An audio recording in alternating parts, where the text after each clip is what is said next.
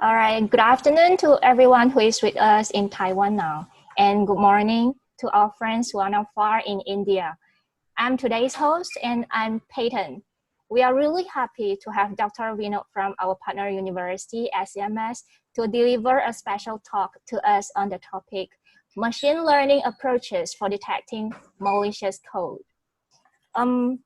For today, we'll first have our Dean of International Office, Dr. Tiger Tian, to give a welcome speech. And then Dr. Vino will deliver about an hour talk. Last but not least, we'll have around 20 minutes of Q&A session for those who have any questions or for those who wish to know more about the content. Well, for now, let's welcome our Dean, Dr. Tiger, to share his welcome speech.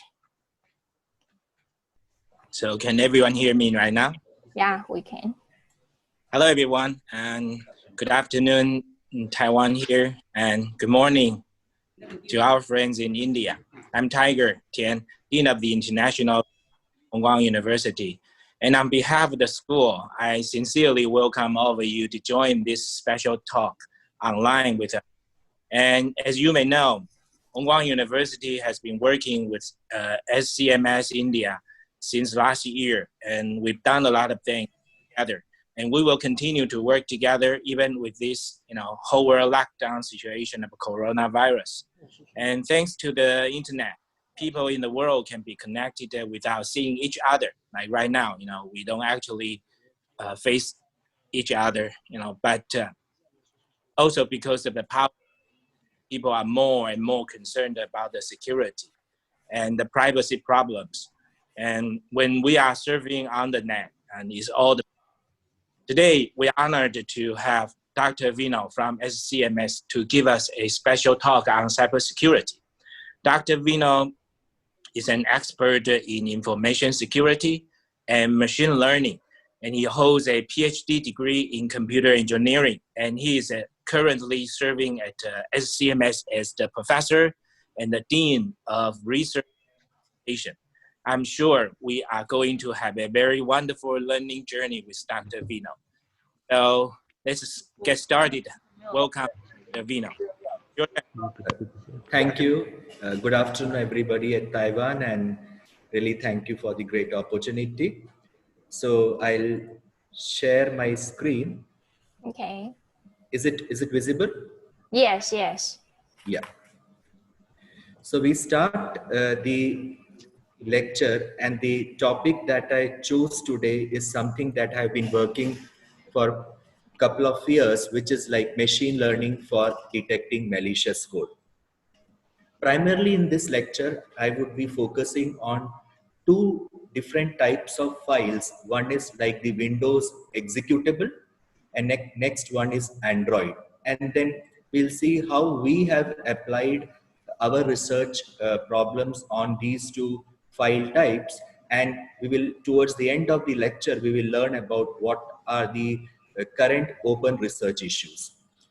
So we start with basically the definition of a malware. So malware is nothing but it is composed of two words, mal and next one is ware. So mal is something called as malicious. So any malicious software or any potentially malicious software that is created by an adversary or an attacker to damage a system or a network in order to exfiltrate vital information out is called as malware.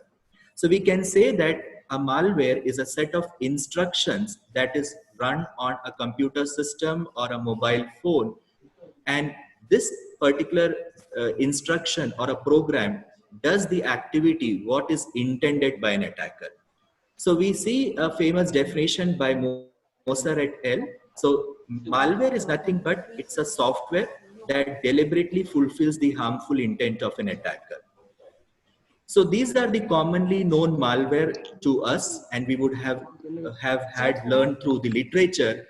It is like adware, viruses, Trojan, rootkits, spyware, the botnets, all these things are put under a common umbrella term called as malware.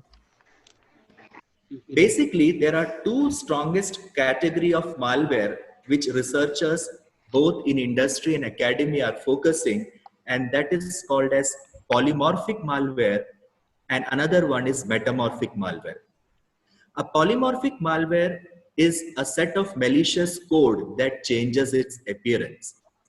And in order to change the appearance in each iteration or propagation, what polymorphic malware does is it tries to encrypt the code, and the encrypted routine is either appended or prepended to the legitimate program.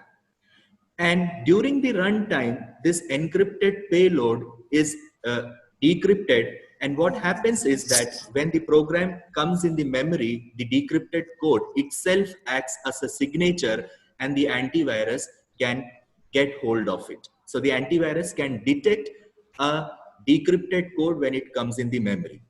So in order to avoid this, what these hackers or malicious actors are doing is they divide the complete malicious payload into some set of blocks, and each block is then encrypted using different routine in order to complicate the task of detection.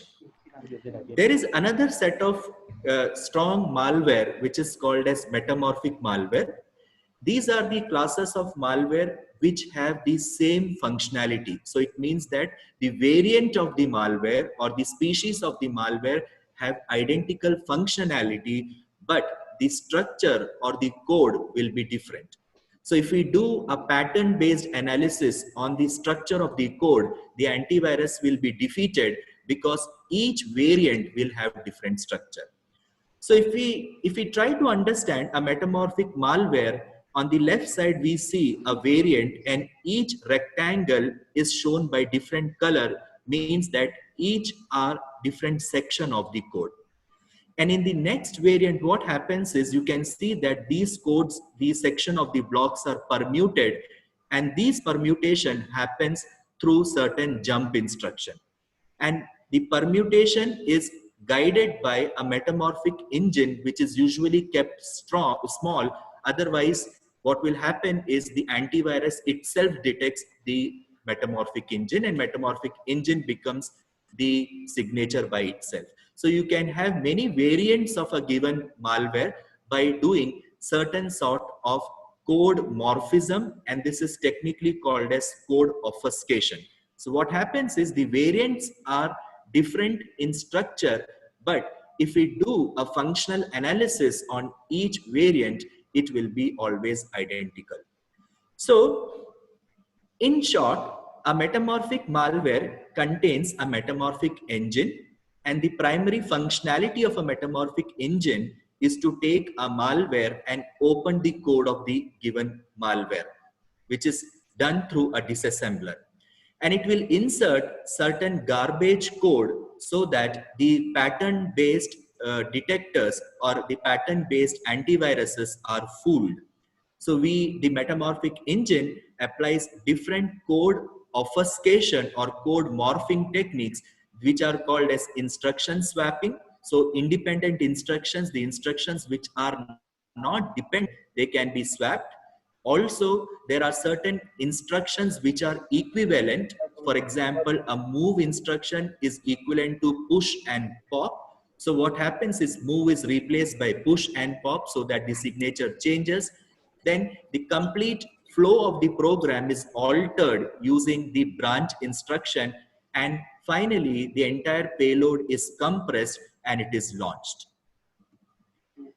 So what is malware analysis? Malware analysis is a process of dissecting a malware. And why do we dissect a malware? We have to basically understand the functionality of the malware, what is the impact that malware is going to create, and what is the origin of the malware. So there are two types of analysis that is performed. One is called as the static analysis. In static analysis, we examine the malware without executing the malware. So basically, we are doing a structural analysis of the malware. And in dynamic analysis, what we do is we execute the malware. So when the malware is executed, it tries to infect the machine where it is launched. So in order to avoid this, this malware is executed in a controlled environment, which is also called as a sandbox. So we execute the malware in the sandbox, and then wherever this malware is infecting, we collect the infection vector and do an analysis. So if we see the statistics of the report that is gathered through a very famous website called as VirusTotal. So VirusTotal is an online service with approximately 60 antivirus engine running in the background. Okay. So we can see that most of the samples that are submitted are Win32.exe followed by Android and PDF. So we here in SCMS, we are actually tackling the problem of identifying the Windows malicious executable, Android or malicious PDF using the traditional and deep learning algorithms. So before going to the analysis part, first of all, we should understand the type of the file that we are going to analyze.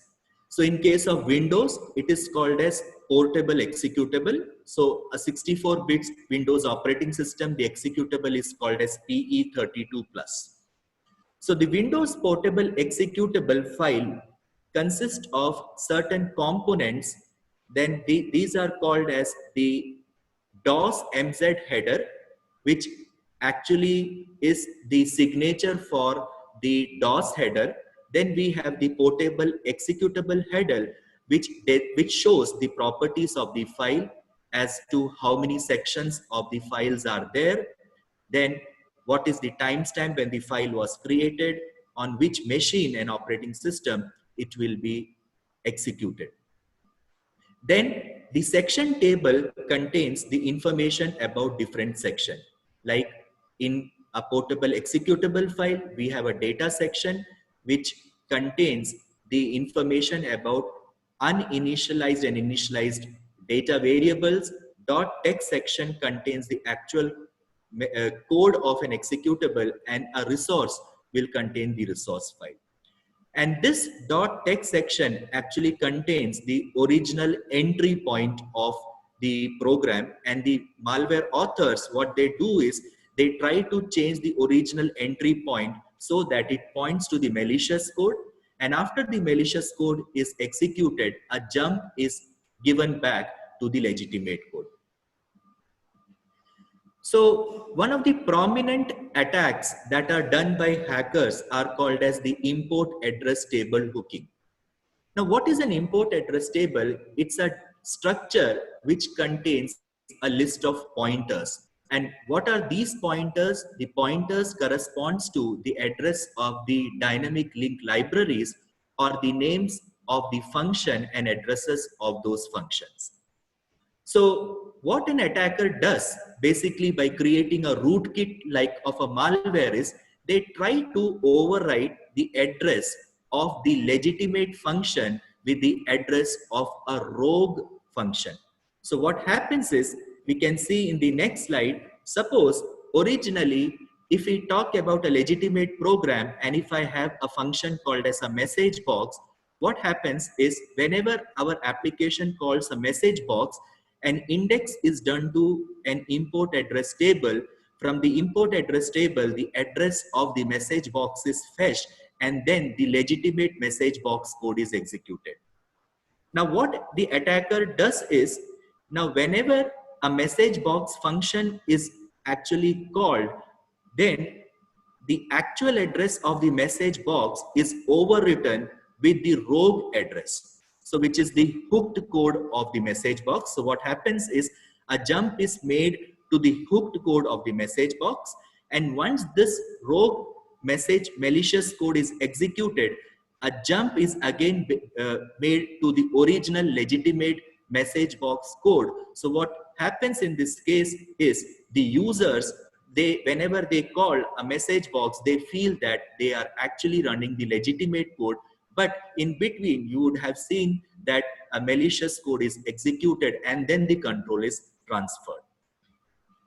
So what are the different types of features that we can extract from the portable executable?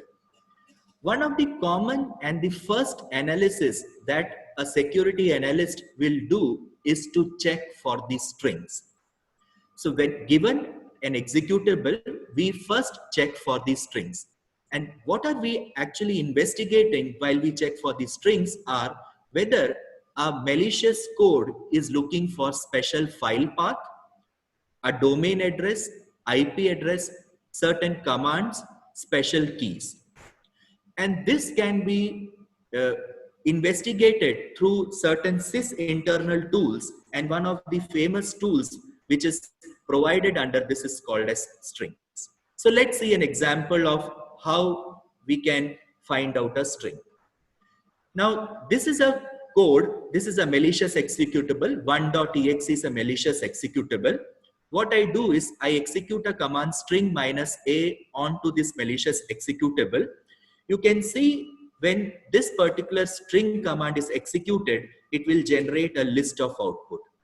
And when you see the list of output, here you can see that there is a reference to a website www.1535ss.com. Also, you can see that there is a reference to explorer.exe as well as the file path. And if you take this domain address, that is 1535, and put it in internet and Google now, you can find out that most of the antivirus software, they are saying that this is a bad address. So this is a preliminary analysis that we can do from an portable executable file. Then what we can do is we can look for certain list of DLLs as well as the names of function. And if we have to explore the list of DLL or the function associated with it to find out is the malware calling a malicious function, you can make use of a tool called as PE Explorer. So in order to do an initial analysis and to extract features, we should have set of important tools like this to extract the features, and then you try to find out whichever is important. Also, we can do an analysis on the header, the PE header, basically on the size of the section to find out whether there are some suspicious section. For example, when we compress a malicious file using certain packer tool or a compressor tool, an extra section is added, so we can in fact check for the suspicious names. Finally, what the malware authors does is, in order to hide their malicious code and in order to bypass the detection from an antivirus scanner, the malware authors, they try to pack their legitimate code using certain packer. And one of the famous packers and traditional packers that are used is called as UPX, which is called as Ultimate Packed Executable. And if you see the same malicious code 1.exe, and if you see the output, the file size, which was already 17,408, is now reduced to 11,776 and a compression ratio of 67.65. So if we do a manual analysis, somehow we cannot find out the malicious code. In this case, what we have to do is we have to do a dynamic analysis. Also, when you run the string command on the compressed code, what we will find is the number of strings will be very less because the code is packed. And if we do an entropy analysis, what happens is the entropy analysis will be very high. So primarily what I want to say is you could be suspicious about a file if it is having high entropy, and then you further dissect it. Or the analysis can be done by translating the code, machine code, into an assembly code. A snapshot of the code for the 1.exe is shown over here. And then we can concentrate on the mnemonic part. So mnemonic is like add, J and Z. And from this, different behavioral snapshot of the features can be extracted. And those features are called as unigram. So unigram means if we consider each mnemonic as an independent entity, like for example, add, J and Z, move, these are called as unigram. And if we try to run a window size of 2, like consecutive window, add JNZ, it becomes one feature, JNZ move, it becomes another feature. So here we are actually interested in capturing the sequence of operation, and sometimes the sequence of operation might be an indicator for maliciousness. So in the next example, we can see 3 sequence of the opcodes are taken together, like add JNZ move, then JNZ move and sub. So we can do an analysis on the sequence of operations. In case of an Android, the Android file format is called as APK. And an APK file is a zip file, an archive containing the following components. It has something called as Android manifest file.xml, which contains the permissions that is required by an Android application to install in your phone.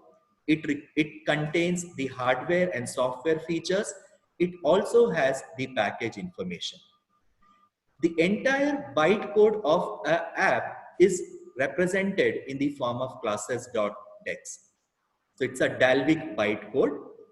And then there are certain things called as a resource folder, wherein the icons, picture, any language related settings, layout of an app, all those informations are stored in resource folder.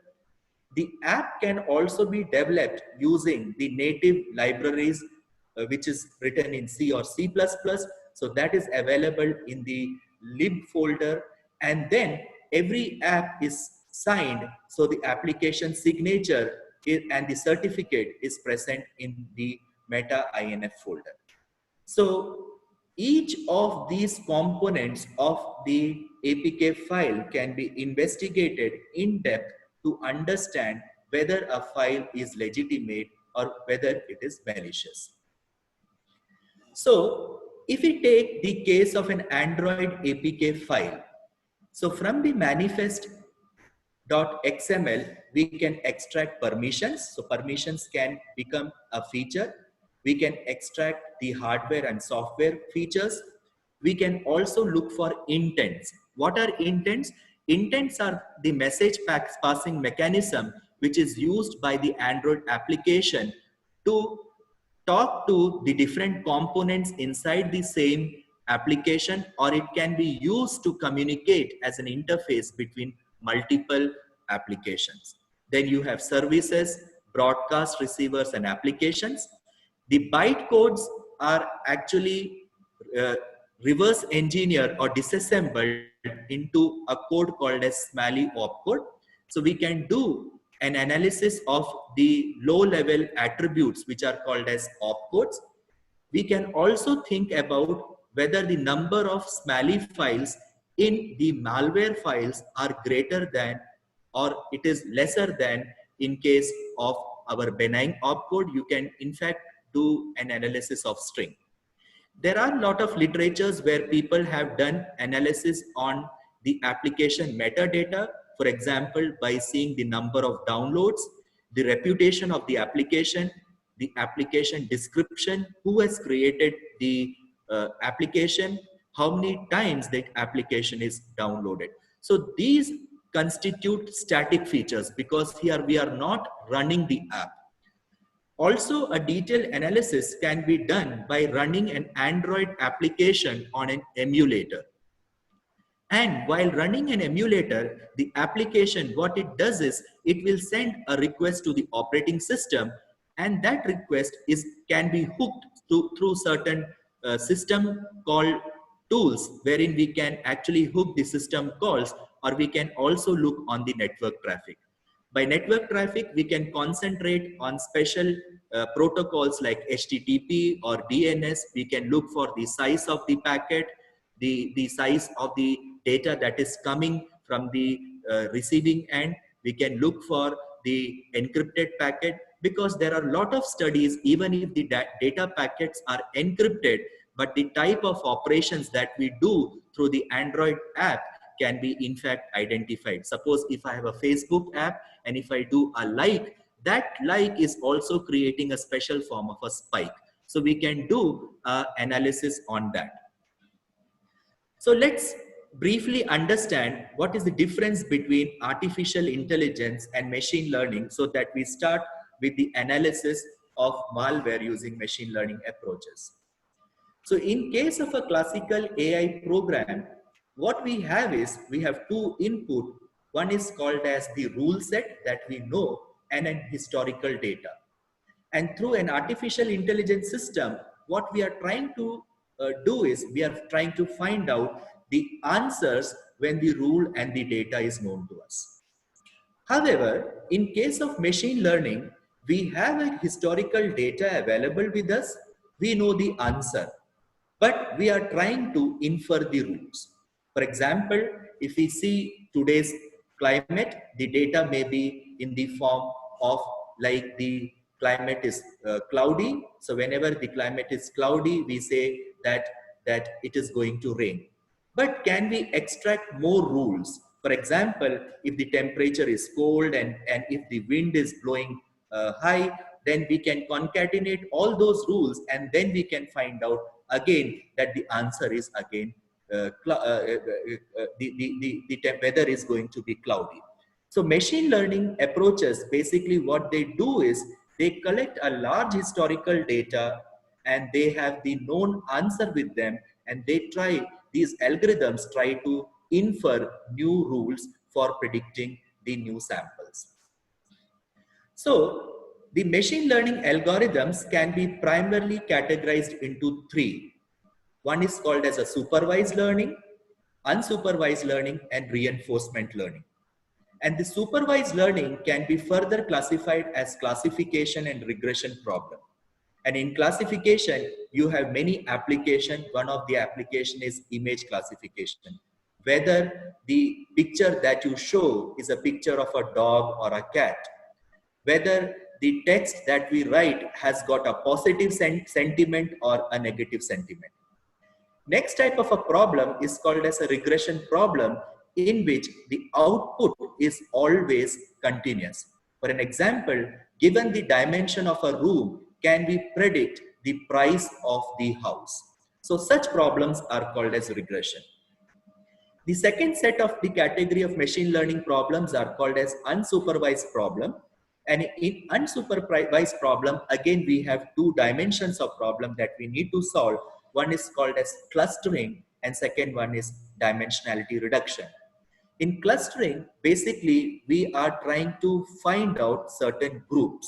For an example, if I want to categorize a person as a male or a female, I can categorize based on learning the statistical property of the body mass index, that is the weight and a height. And in the dimensionality reduction technique, one of the famous approach that we have learned is called as a face recognition system, wherein the faces are recognized by finding out the important features like the features of the nose, the eye, the ear. There are third type of an approach that is very prominent in machine learning, which is called as reinforcement learning. And in reinforcement learning, which is also called as a reward learning, and which is used in the online gaming systems, the robot navigation system, and real-time decision-making systems.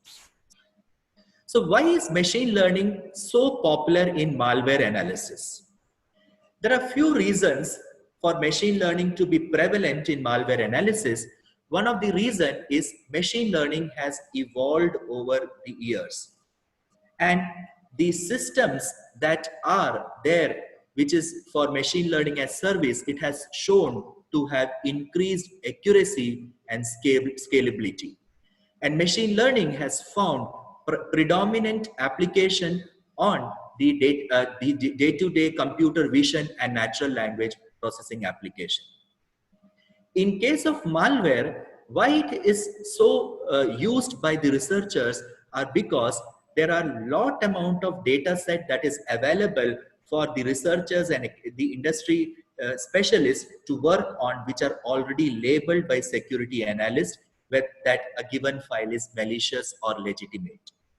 And these malicious files can be downloaded from known repositories called as VirusShare, VxHeavens, Contagio Mobile Dump, and VirusTotal. So if we have an institution ID, what we can do is we can request through special APIs, and we can download as many samples as it is required.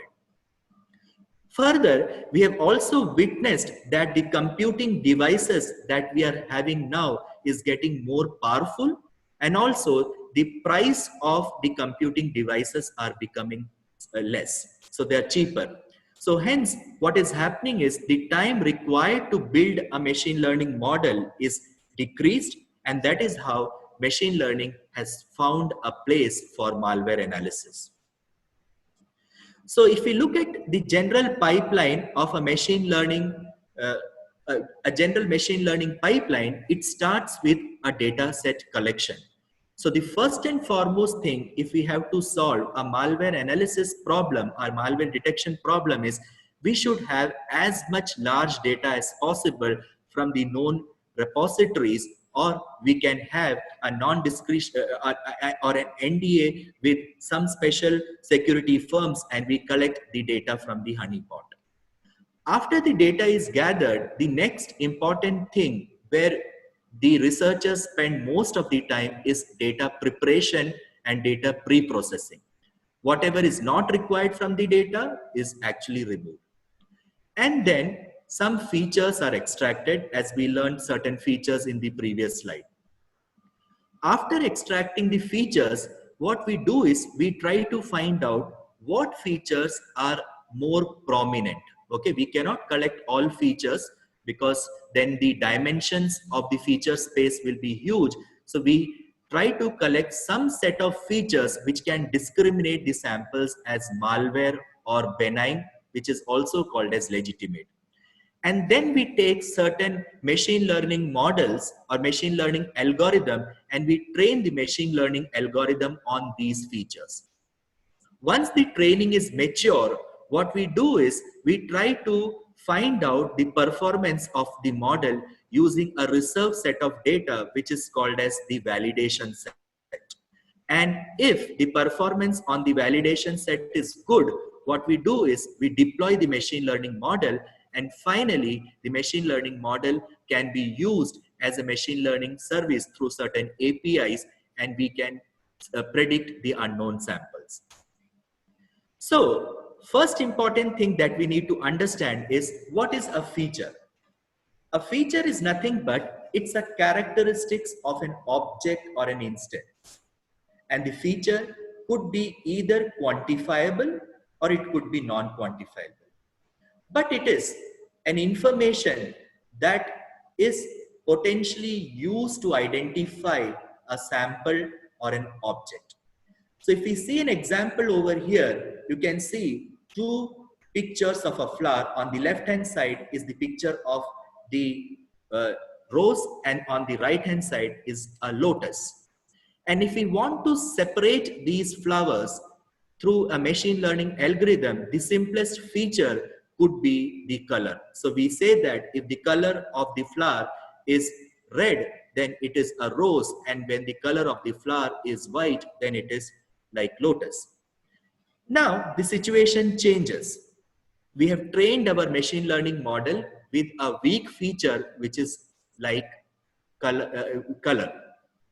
Now the input is an red apple, or the input could be a white polar bear.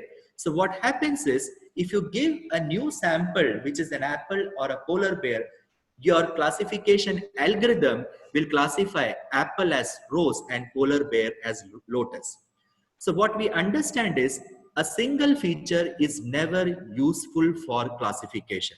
And one of the important aspect that one has to understand over here is feature engineering is a critical task in machine learning problems.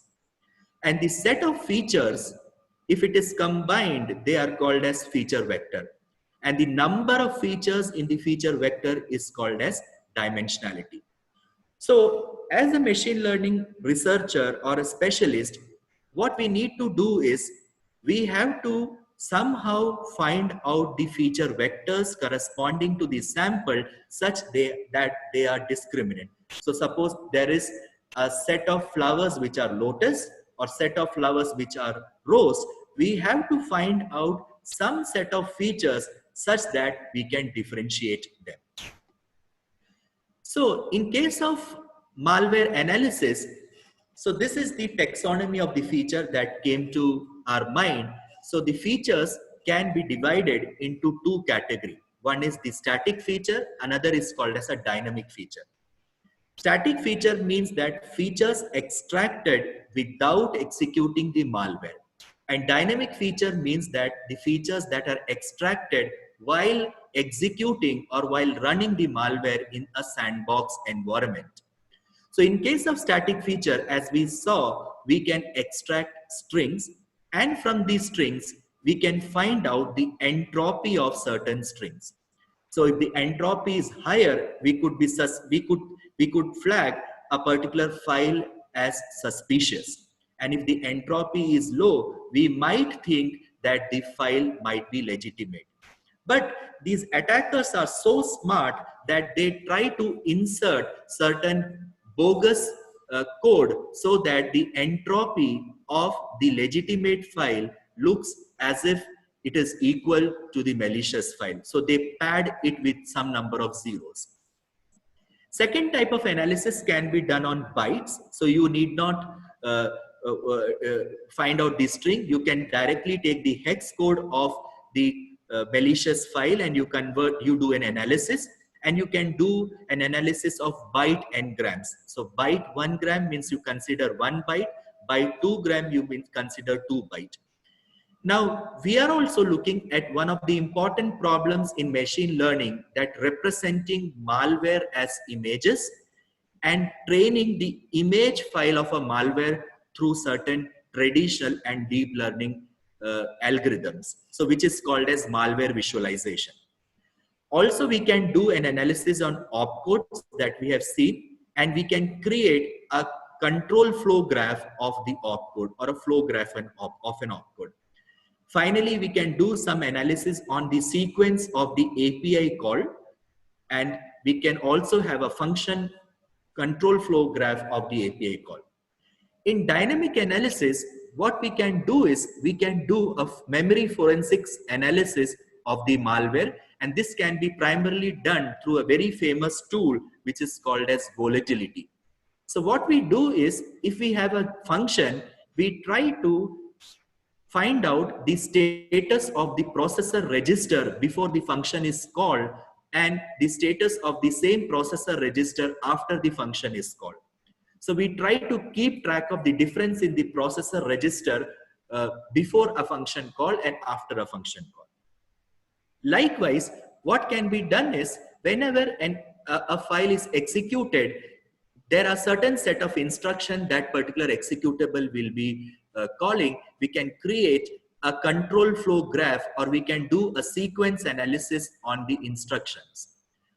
And analysis can be done on the network traffic. Likewise, we can do a runtime analysis on the API call sequence or an API call graph. So what is the definition of a good feature or an attribute?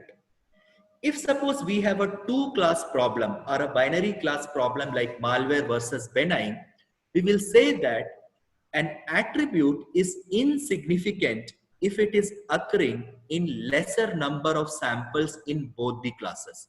So if a feature is occurring infrequently in both the classes, we need not even bother about it. We can discard.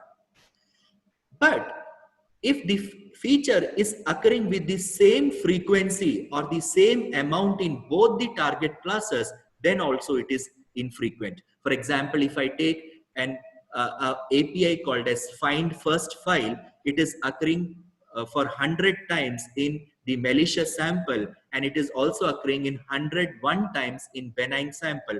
It is of no use because it cannot be used for classification. But a good property of a feature is that an attribute should be present in majority of the samples or instances or specimens of a given class, but it is present in fewer instances of other class. So such features are called as discriminant, or such features are called as useful. So our idea should be always to target on discriminant feature. And these features can be found out through certain algorithms or known techniques which are called as feature selection mechanism. So what is the advantage of feature selection mechanism? So the feature selection approaches, they try to eliminate irrelevant or redundant features. And they try to find out some smaller subset of features having equivalent power as the higher dimensional feature space. Another advantage is like if we are having lesser feature, it is easy for us to visualize that feature properly as for a human data scientist. Then the redundant features, if they are eliminated, it will eliminate noise as well as outlier, and it will improve classification accuracy. Also, the training time, the time to teach an algorithm will actually reduce. But one should understand a fact that finding an optimal feature through the large feature set can be only done if we do an exhaustive search. Suppose we are having n features, then out of n, we want to extract some set of subset of feature. It is very difficult task. So what we can do is we can have a suboptimal feature space. So we cannot find out always an optimal feature space because we cannot visit all subset of the feature space. So we can only find out a suboptimal feature space. So we can also understand this criticality through an example that if we are having 1000 attributes and we are asked to find out a subset of 10 features. So we say 10 choose out of like 1000, which is actually 10 raised to the power 12, which is something a very big task.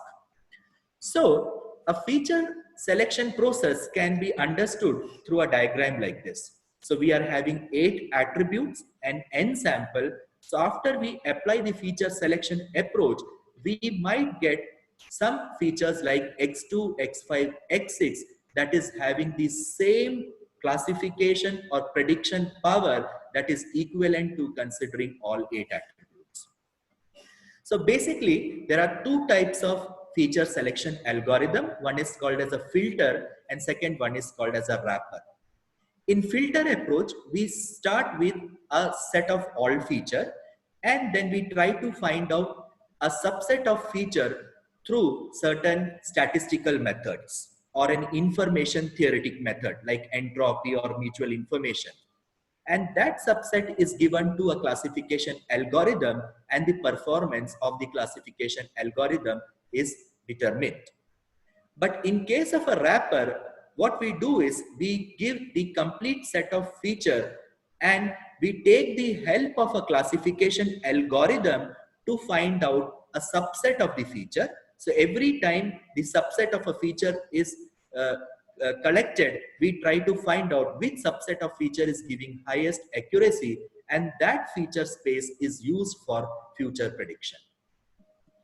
So there are primarily 2 approaches. One is called as the forward approach. You can see on the left hand side, we start with all features and we try to find out one of the feature, let's say feature 3 that is important through any of the feature selection approaches, which we are not going to discuss today, but you can apply here information gain, or we can apply Gini index or mutual information. And let's say the third feature is important.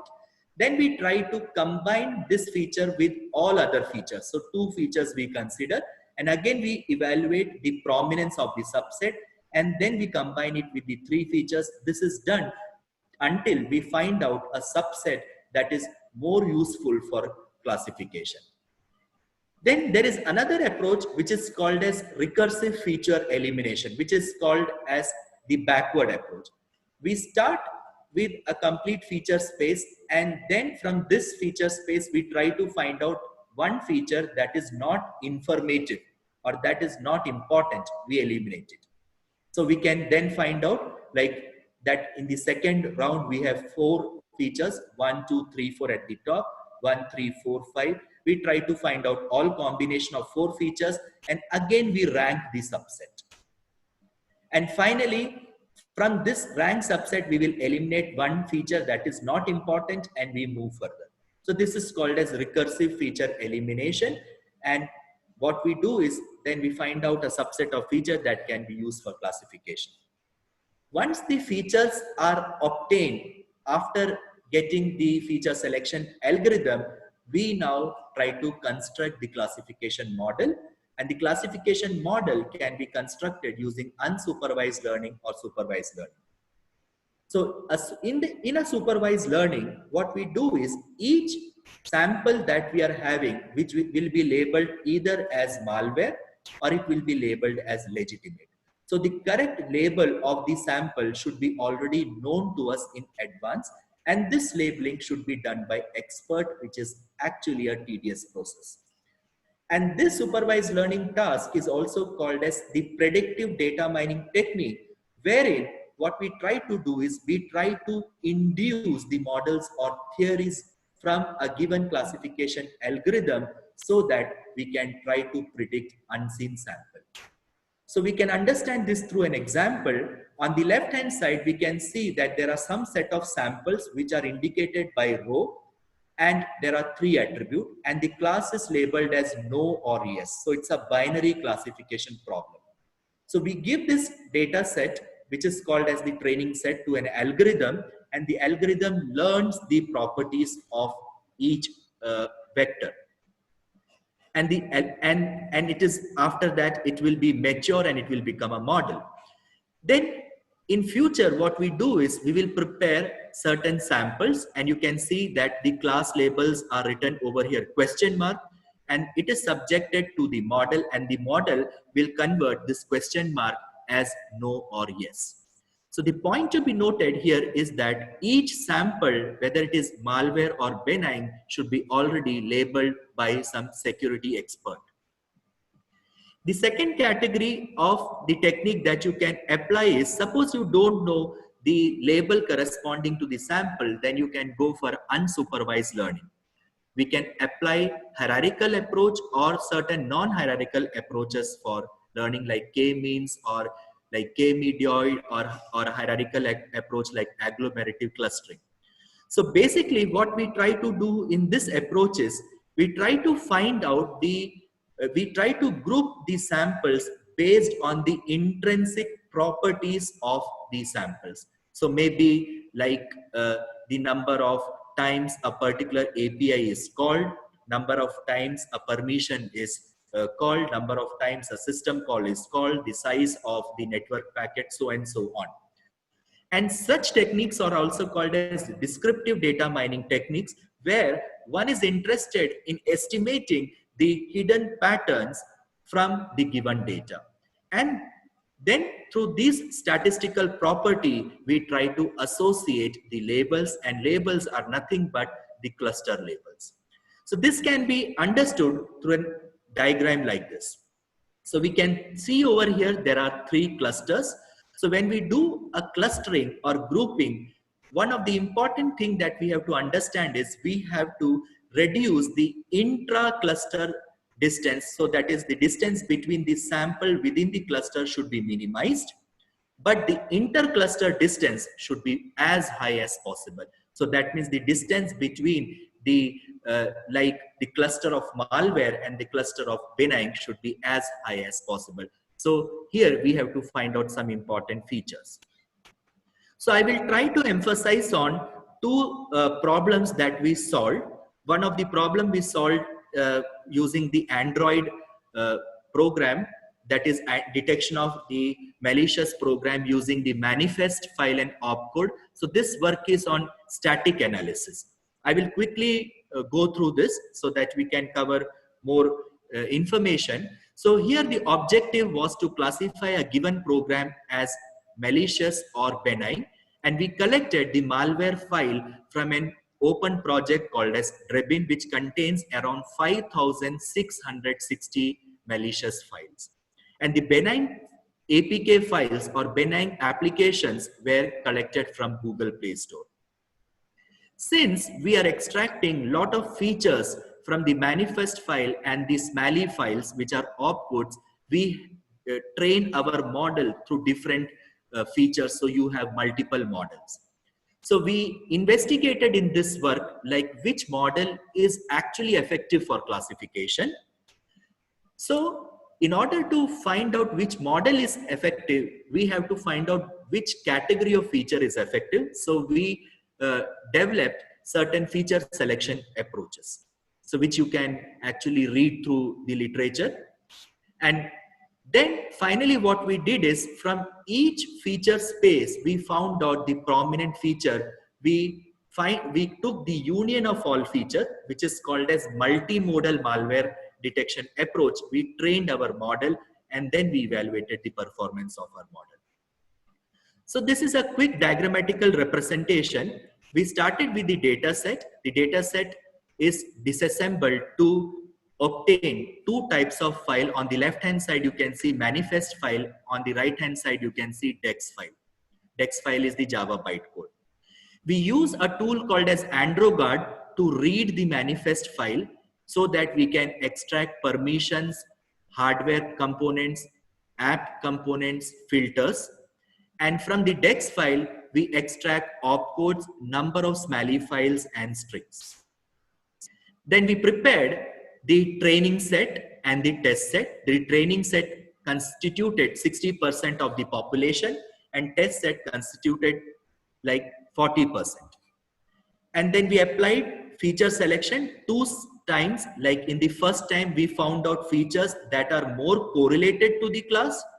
And the next time, we removed those features which are having higher correlation. So we came up with some set of good features.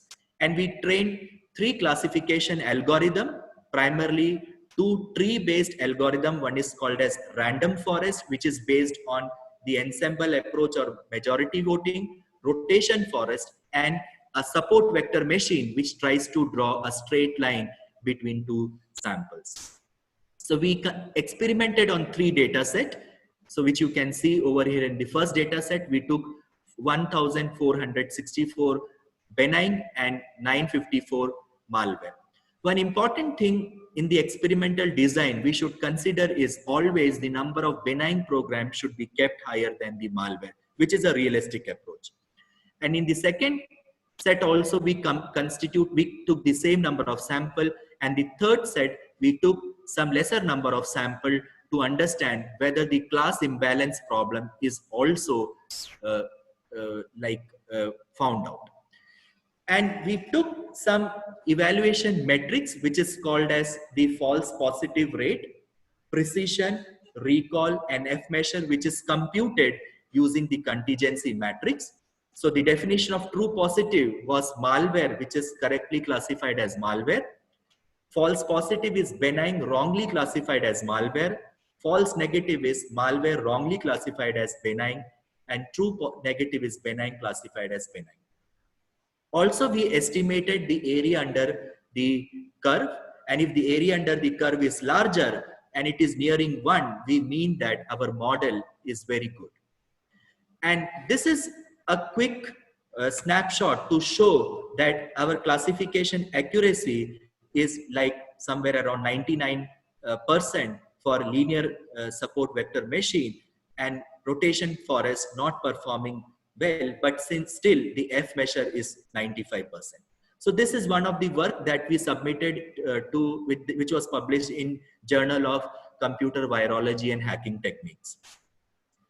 So then this was done with traditional approaches, but the traditional machine learning approach have got certain inherent problems that you would have actually understood through the talk until now. One of the important problem in the traditional machine learning approach is that it is always requiring an expert knowledge. That is, the features that you extract should be very good. So there is an expert knowledge required to extract prominent features. So if we do not extract good features, then our models will not give good accuracy and it is not scalable. So a feature engineering is a critical problem in traditional machine learning approach because it uses a feature selection algorithm and it's a time consuming task. So the advantage over here is we can remove the feature engineering task, and that can be automatically done by certain deep learning architectures like convolution neural network or the simple deep neural network or the deep autoencoders, or in case of recurrent network or time series data, the LSTM networks. So we did a work on dynamic analysis, which was recently published in a journal called as Cluster Computing. Here, what we tried to do is we tried to study the behavior of the malicious program by collecting the system calls. So we executed the application on an Android emulator and we collected the system calls. So if an application has to run properly, we have to interact with the application like a normal human being. We have to change the location, we have to swipe the application, all those things have to be done. So that is done through a first testing tool in case of an Android, which is called as an Android Monkey. So an Android Monkey comes as a part of an Android SDK. And here we also studied like whether traditional machine learning algorithms are good or whether the deep learning algorithms are good. So that type of analysis we did. So a quick 2 minutes recap on the model. We collected the data from the apps from the Durbin dataset, and we collected the legitimate programs from 9 apps. To verify whether the legitimate programs were indeed legitimate, we scanned these legitimate programs on around 60 antivirus engine that is supported by VirusTotal, and then we prepared our training data set. We executed each sample on an emulator to collect system calls. Once the system calls are collected, what we did is we tried to find out the system call patterns by finding out the n-grams, system call gram, like 1 gram of system call, 2 grams of system call, and then we trained the shallow machine learning models and deep learning models. So this is how the system call trace is done. First, we create the software version of our phone, which is called as an Android virtual disk. We install an app into the emulator. After installing the app into an emulator, what we do is we execute the app. So after executing the app, we get the process ID of the particular application, which is passed into a hooking tool to collect the system calls, which is nothing but strace. So strace is a Linux utility which can be used to find out these system calls. Then the same time, the application package was supplied to an Android Monkey, which will behave as a human, and it will do some random swipes. So this was done for some amount of time. And during that intervention of the Android Monkey on the app, we collected the system calls. And we can clearly see that we plotted the number of times the system call appeared in the legitimate program as well as the malicious program. So red shows the malware, green shows the legitimate. So in the unigram, we can see there is a difference, and bigram, we can see there is a difference.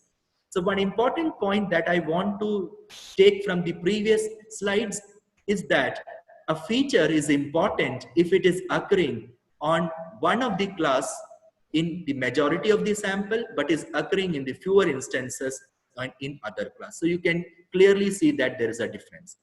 And finally, we experimented on somewhere around 9,000 legitimate apps and 6,000 benign apps, and we can see that we got an accuracy of 99% with a deep neural network with 3 layers with a dropout of around 6. Then the important problem that is there in machine learning on malware analysis is called as a multimodal architecture. Let's try to understand a multimodal architecture through a realistic example. Let's imagine, how do we perceive the world? We perceive the world by seeing through our eyes, by feeling, by smelling. So there are multiple features that we are collecting to judge a particular object or to see a particular object. And that is how our neurons try to find out an object. So A multimodal architecture or multimodal learning is a field that studies interpretation of multiple signals. So in case of malware, you can imagine this one signal could be your API, another signal could be network trace, another signal could be system calls, and so on. So these multimodal architectures are primarily differentiated in three forms. One is called as an early fusion, late fusion, or intermediate fusion. In early fusion, what we do is we collect different features. So V1 can be permission, V2 could be system call, V3 can be an API. We concatenate all of them. And using the concatenated feature, we train a machine learning algorithm, and the machine learning algorithm should be able to build a hypothesis function to classify the samples as benign or malware. So it's an early fusion. In case of a late fusion, what we do is we have like separate classifiers. You train the model with separate features. So you take classifier 1, you train the classifier 1 with permission, classifier 2 with system call, classifier 3 with, let's say, network trace. And the output of the classifier is probability corresponding to each instance. And with that probability, we will try to create another classifier which is called as a meta classifier, and that meta classifier will differentiate a sample as malicious or benign. So we have to understand over here, there will be a base classifier that will be trained on a set of features, and the output of the base classifier will be again used to train a meta classifier, and this meta classifier will finally give a judgment of the samples. Then there is something called as a multimodal architecture. In multimodal architecture, what we do is we will train the multimodal architecture with certain deep neural networks. So every layer of the network will have a different learning of the feature, or it will learn a new feature from the given data set.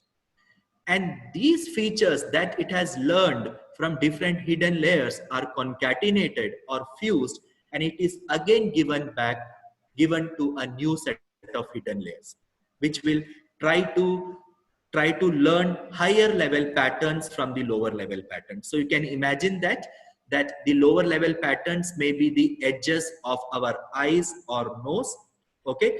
And the higher level patterns will fuse these arc and lines, and it will become nose and eyes, and then it will be used for classification. Now let us try to understand certain problems with our security systems, specifically the machine learning systems. So which is the last part of our talk. Basically, the current security systems, even if it is a machine learning systems, are called as reactive systems, which are never good. Because what happens in a system is, first of all, the adversary attacker, they try to analyze the system. As they analyze the system, they are doing an analysis of vulnerability that is associated with the system. And then after doing the analysis, they will devise an attack. So once an attack has happened, the designer, the defender, they will try to analyze the type of an attack, and they will propose the countermeasure. But the problem in this system, this type of an architecture is the designer or the security analyst or the defender, they only know the patterns of the known attack. So if a new attack is happening, such patterns are not available. So what will happen is this model will not scale for longer amount of time. So we have a second type of the system that we should always use. These are called as proactive security systems. So in case of the proactive security system, the designer or the defender will also play a role of an attacker. So the designer will be one step ahead of an attacker. So the designer, he will try to model the tactics of an adversary and will simulate an attack. He or she will try to model an adversary and try to model the attack.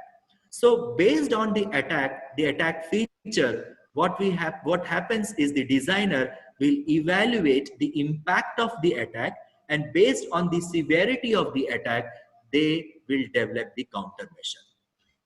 So the basic flaw with the current security systems or machine learning system is the machine learning systems were always thought to be deployed in the legitimate environment, which is not the same case. So they feel that once a machine learning model is deployed, there will be no attacker will be playing with the system. It's not that.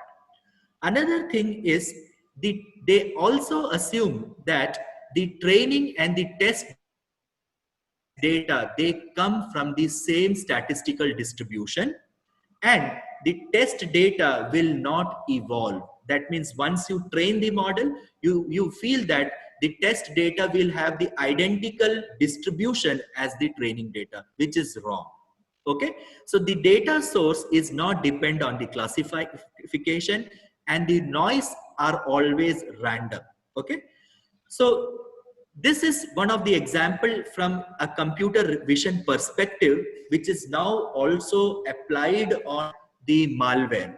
We are also working on adversarial malware systems. So you can see that on the left hand side, there is a picture of a school bus, and this picture is added with certain noise, and we get a picture on the right hand side. For human being, still it's a picture of a school bus. But when it is supplied as an input to a deep neural network classifier, it was classified as an ostrich. Okay, so the same thing. So this is published by a very famous group, which is Batista Bigo from University of Calgary, which is called as Evasion Attack Against Machine Learning at Test Time, which is published in KDD, and their group is like very active in adversarial machine learning. So there is a new domain of machine learning that is coming up, which is called as an adversarial machine learning. So in adversarial machine learning, what are we interested in doing is the attackers are trying to find out certain examples which are called as an adversarial example, and these adversarial examples are the intentional manipulation that is done on a legitimate input so that the classifier makes mistakes. And these inputs are a small disturbance or perturbation that is included on the original sample so that the classifier misclassifies the sample into a wrong class. So what are the reasons for the attacks? First reason is concept drift. Concept drift means the data distribution will change over a time. But most of the machine learning models, the traditional models, they feel that the data distribution will be constant. Second thing is, the most of the machine learning models are trained on synthetic features or superficial features which can be easily manipulated by an adversary. For an example, in case of image, we prepare a machine learning model by the histograms of image. Histogram is nothing but the total number of times the pixels occur. It can be easily manipulated. Okay, or if you talk in terms of an Android malware, it can be trained with some permissions.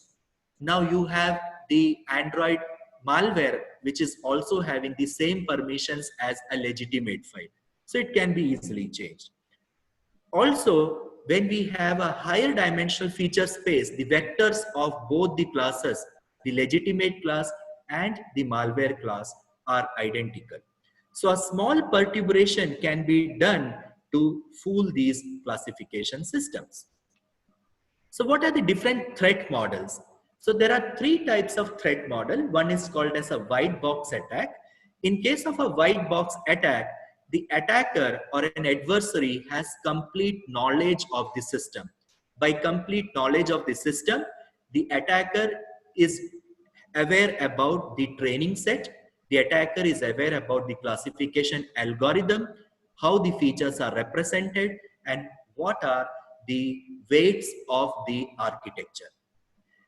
The second type of an attack is called as a gray box attack. A gray box attack is also called as a limited knowledge attack. In this, the attacker is having a limited knowledge about the machine learning system. And the attacker is having only a knowledge about what is the classification algorithm that is used for training, but the attacker is not having an access to the training data. But mind you, the attacker can have an access to the surrogate data. Surrogate data means the data that is appearing in the wild. He or she can also get the data of the malware or the legitimate files from the open repositories like VirusTotal or VirusShare. Then there is a third type of an attack which is called as a black box attack, which is one of the strongest attack in which the adversary has no knowledge about the target system. So that means the adversary does not have the knowledge of the training set, how the data is represented. Also, the adversary doesn't have a knowledge about the classification algorithm. But here, the adversary can have an access of an oracle. An oracle can be considered as a godfather. That means an adversary can take a sample and he or she can consult an oracle like an antivirus whom she believes that it is strongest, and can submit the sample to the antivirus, a known antivirus she has an access to, and get the label. So you can see over here that the complexity of an attack on a system will be very high as we move from left to right. So adversary knowledge is actually high on the white box and a limited knowledge in case of a black box. Now let us try to see how an attacker will attack a system which is black box. So this is an attack that we have recently done. So what we do over here is the classification algorithm. So adversary is having a black box knowledge of a system. So adversary doesn't have an access to the training set or to the classification algorithm. So in the first step, what the adversary can do is the adversary will submit some number of benign samples and malware samples and try to learn the output that is given by the machine learning black box system, which she wants to compromise as so the labels can be benign and malware. With these labels, the adversary, what it does is it will train its own classification model. So basically the adversary is creating a substitute model, and then the output of the model will be benign or the malware. So the adversary will try to collect as much as labels as possible from the black box system and train her model. After some, what the adversary will do is the adversary will insert a random noise into the malware sample, and such sample is called as an adversarial sample. And it will check the labels that is given by our classifier that the adversary wants to attack. If the malware is still classified as malware, what the adversary will do is it will further add the noise.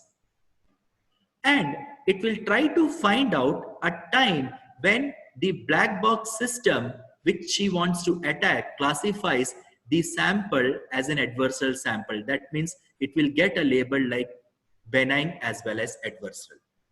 So once this is done, in the third step, the attacker, she will collect the adversarial distribution because she knows what an adversarial sample is, the manipulated sample is.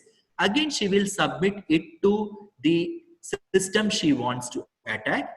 If the system is again giving output as adversarial, the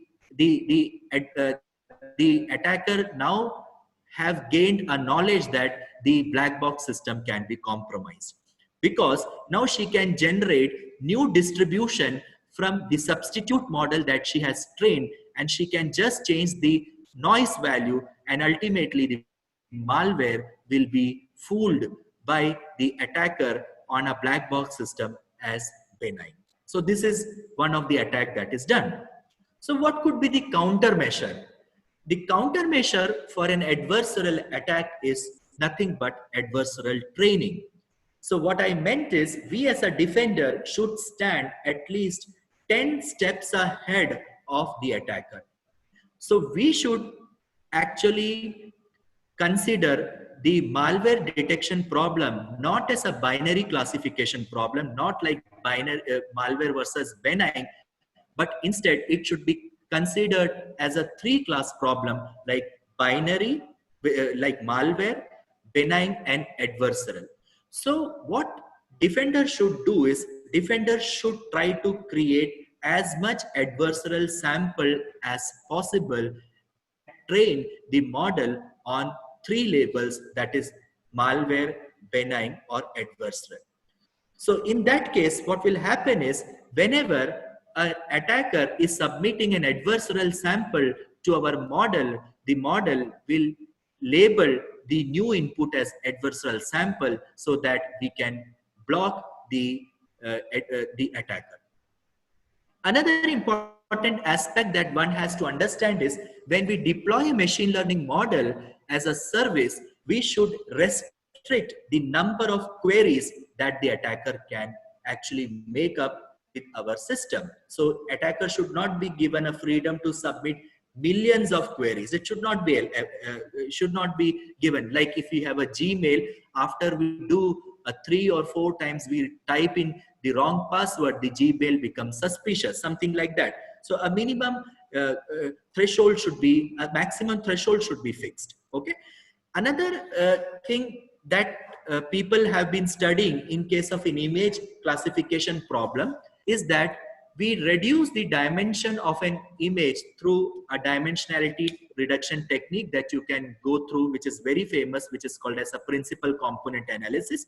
And they have found that the attackers always try to change the higher dimension space because higher dimension space are those space that are not that useful. It's not very useful for classification.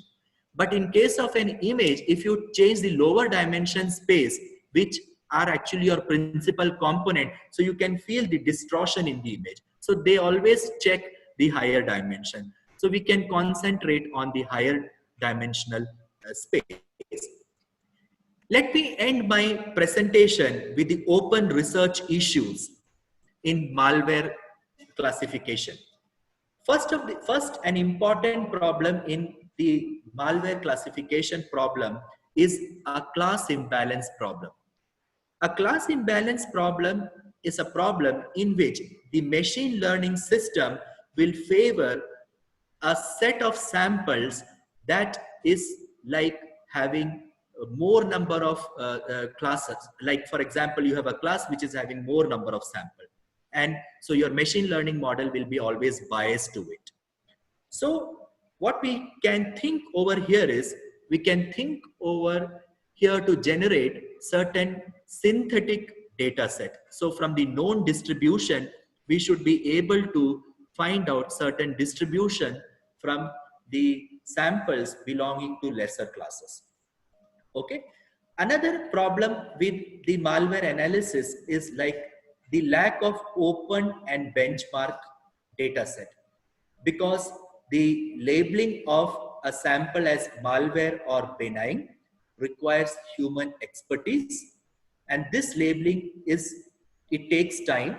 Okay, so the number of samples that is present as a benchmark samples are less. But if it's an image classification problem and if you want the sample to be classified as a dog and cat, it can be done easily. But in case of malware, it can be done, but it requires security experts. So that is why we have lesser samples. Another problem over here is there is no, in fact, public benign repositories, because the distribution of benign samples is like copyrighted. The third open issue is called as concept drift. Concept drift means that the models that you prepare should be able to detect future samples. So that means we have to periodically update our machine learning model through active learning approaches. Otherwise, what will happen is the new samples cannot be detected by an old model. Okay, so your model will try making mistakes. Next approach is called as adversarial machine learning. So in adversarial machine learning, what we do is the attacker tries to generate the malicious sample. It tries to camouflage the malicious sample by changing the features of the malicious sample by introducing new features from the benign sample. So adversarial malware detection is a new area. Another thing is, how do we detect the obfuscated sample? Like, can we have some way of mechanism to find out obfuscated samples? So we here at SCMS, we are doing some image-based analysis to find out some section of the programs that are encrypted, class encrypted, or some section of programs that use a specific type of the obfuscation. Also, we are trying to find out which types of an obfuscator tool is used for obfuscation. Last one is how to identify evasive malware samples. Malware samples are very smart. What they do is, as soon as they detect an analysis environment, they remain dormant. And this detection is primarily done by investigating some set of directories that is confined to the sandbox. For example, if you are doing an analysis on VirtualBox or VMware, there will be some specific directories related to it. So the malware will scan through it. Okay. So these are some open problems that people are looking on. So thank you for the opportunity, and this is some of the important references and the groups that are working, which you can read on. So if there are some questions, I would be happy to take the questions now. Thank you so much. Yeah, thank you so much, Dr. Vinod, for addressing us on such fruitful and informative presentation, especially on malware detection. Thank you. Well, let's see if any one of them have any questions. For those who have questions, you may just unmute your microphone and ask here. Yeah, for today, we actually have few classes of Hong Kong University students here. They are actually from computer science and information engineering classes and Department of Safety, Health, and Environmental Engineering class. Can you show them on the screen and they can say hi to you? Yeah, let me put them on focus. 资工系的班级，资工系 computer science and information engineering. Maybe you want to wave your hand and say hi. 资工系 Hello. Yeah, you may unmute your microphone. Oh, we have is that Professor Alex Fan? Yeah, I'm here. Yeah, let me put you on focus. Yeah. Good afternoon. Good afternoon. Yeah, thank you for the nice lecture. Yeah. Here we have a student, graduate student from environmental engineering department. Thank you. Yeah, nice to meet you. Yeah. Can I ask you a question? Yes, sir, yes. Yes.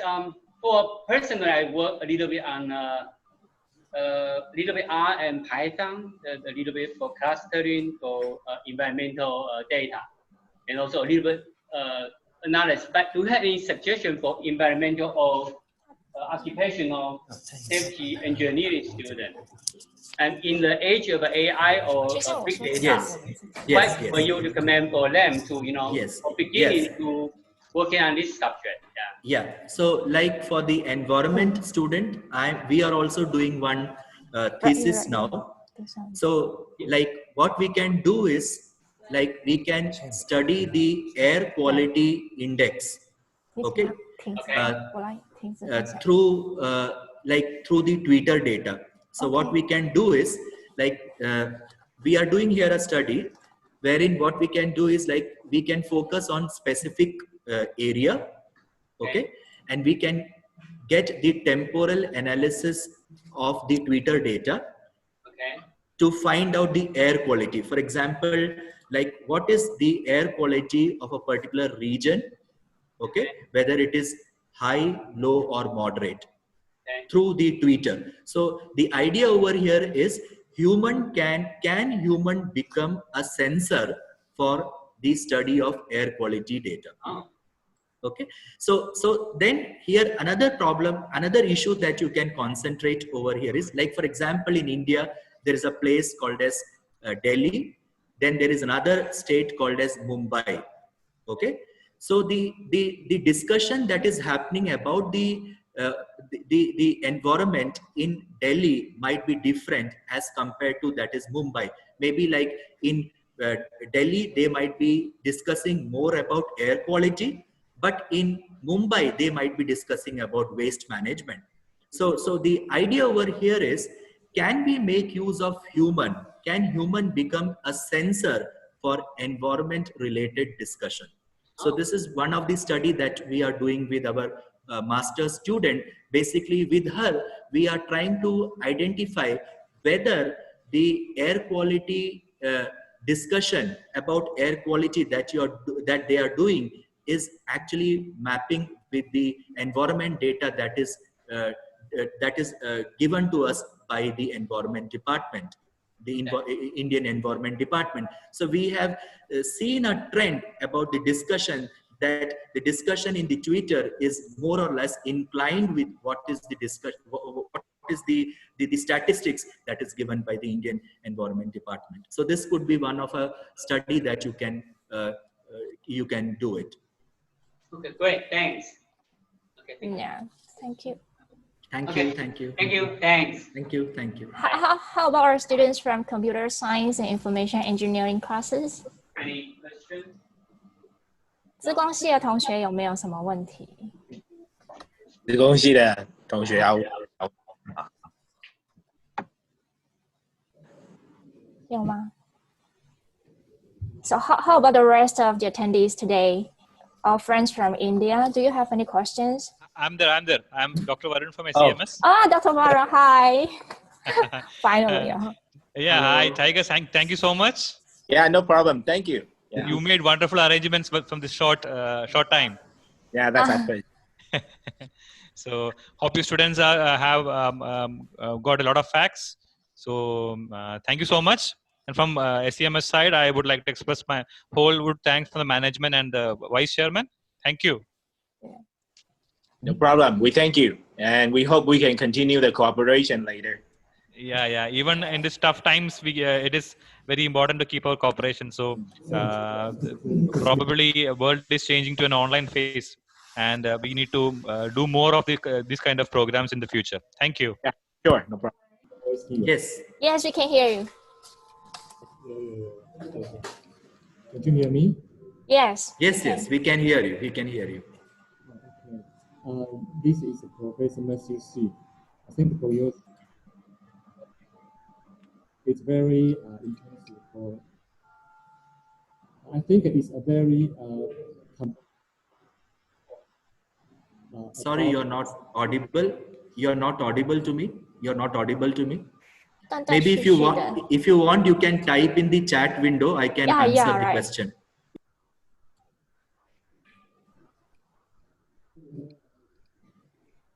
Okay. Yeah, I got it.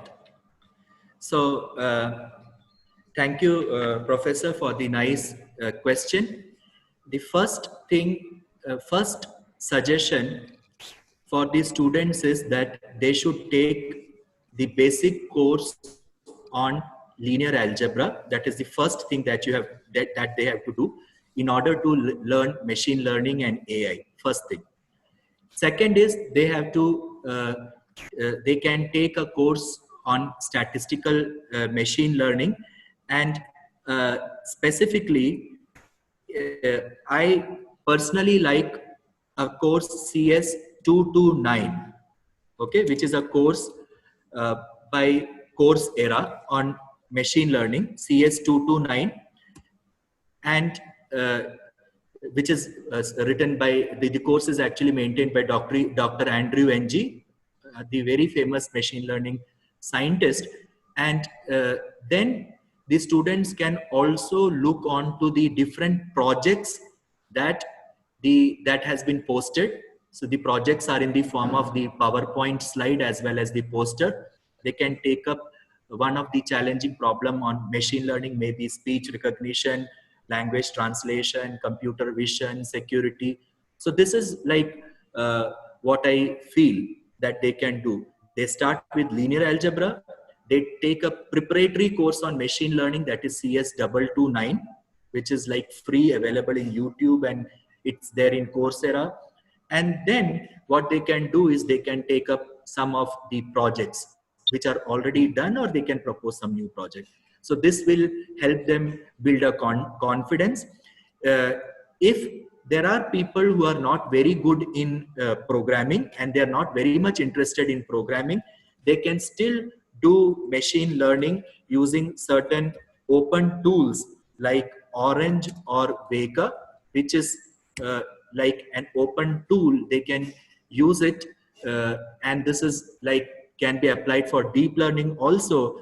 And for the people who are very much conversant in Python programming, they can use something called as sklearn for the traditional machine learning, and they can use Keras with TensorFlow as backend for the deep learning part. So these are my recommendations. And once CS229 is done, there is an advanced course on deep learning, which is CS231, also given by Professor Andrew Ng. This course is also available in YouTube for free, or they can register online. So CS231 is a course specifically meant for deep learning. So these are the two things I feel more than enough for students to understand and to have a good foundation on ML and deep learning. Yeah. Thank you. So you have to unmute, yeah. So does anyone else have any questions based on today's topic? No. Okay. All right. Yeah. Thank you for all the participants and all the class, and thank you for your wonderful talk, Davina. Thank you so much. Thank you, Professor Tiger, for giving an opportunity. I thank on behalf of the entire management of SCMS Group of Institution, and we see that our collaboration in the field of cybersecurity expands. Thank you so much. Yeah, thank you. The honor is definitely ours. Yeah, thank you. Yeah. Hopefully, you know, after the pandemic, we hope we can accept you here in Taiwan. Find the time to see us, please. Yeah, sure. We'll visit. Okay. We'll visit. So before we you. end our webinar today, once again, we would like to thank Dr. Vinod for volunteering your time to speak to us today. So we hope to see you again in the near future. Everyone take care and be safe. Thank you. Bye. Yeah, thank you. Thank you. Bye. Bye. Bye. Bye. 好，谢谢，谢谢同学们、老师们。谢谢谢谢。谢谢老师。哎，Thank you. Yeah, Thank- right. Yeah. Okay.